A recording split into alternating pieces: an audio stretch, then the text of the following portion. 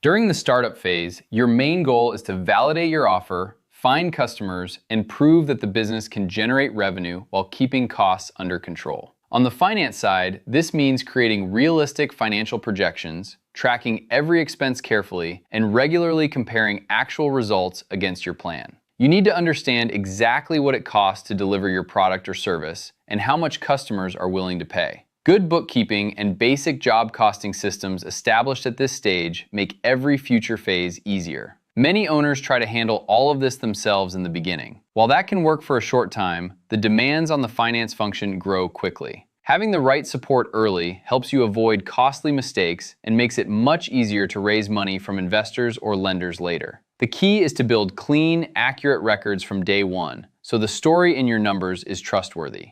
In the next video, we'll move into the growth phase and talk about why cash flow management becomes the biggest priority. If this resonated with you, please subscribe for more. Drop your questions in the comments or go to risingtideaccounting.com to book a free CFO consult where we can look at your numbers together.